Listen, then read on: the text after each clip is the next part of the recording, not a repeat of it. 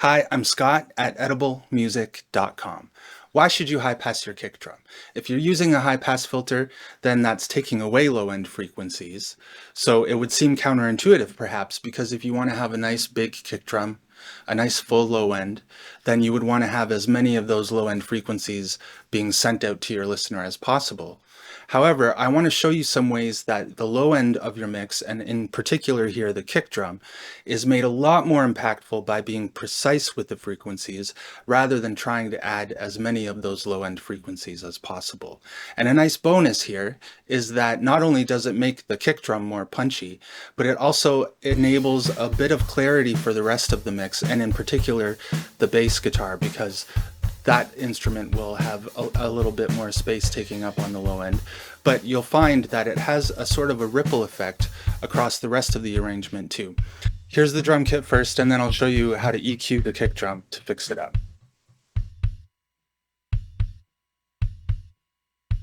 As you can see, there's a lot of low end happening in the lower frequencies.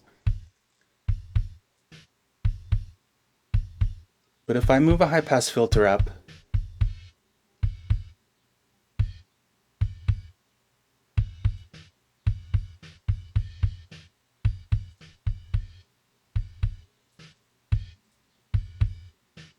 there's a gate on there as well. That's what those other frequencies going on are. It picked up a little bit of the rest of the kit, but that's okay.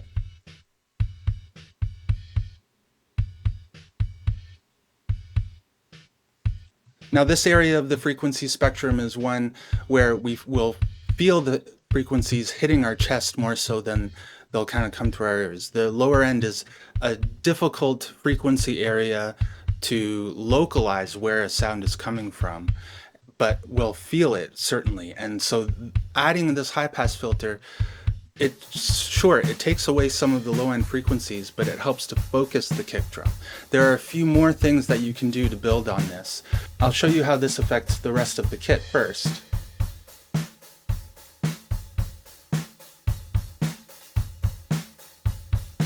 You can feel that, right? Now another thing that you can do though is to emphasize that fundamental frequency of the kick drum with a tight little boost.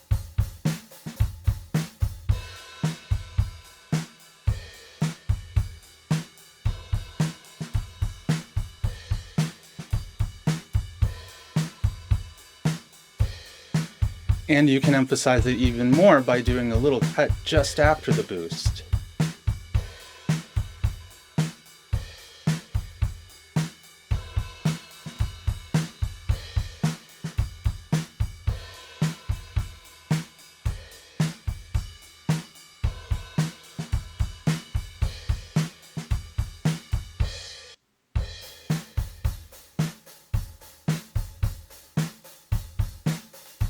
So I just want you to focus your ears on those lower frequencies that'll kind of be hitting you right there.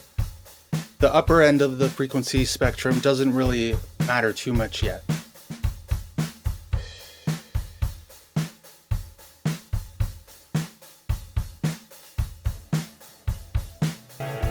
Here it is with the rest of the mix. And keep your focus on the low end, certainly on the kick still, but also have a listen to how bringing this EQ in and out also influences the rest of the arrangement higher up in the frequency spectrum. All right, so if I take it out, the kick is still there.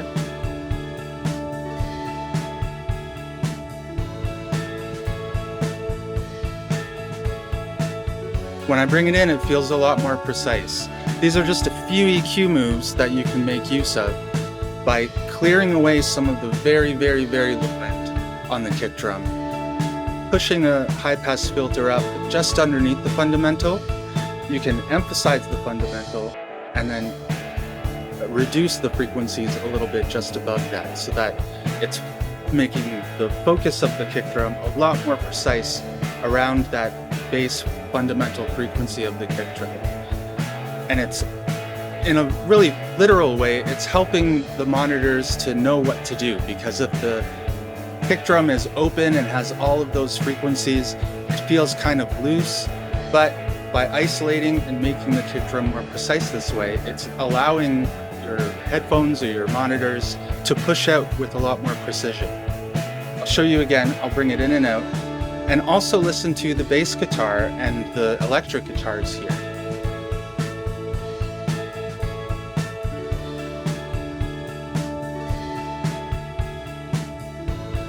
It allows that low end of the bass guitar to come forward a little bit more as well. If you're just getting started mixing, I want to help you out. I designed a series that will walk you through the mixing process. It's called the 5-Day Foundation. Get it at ediblemusic.com/5days.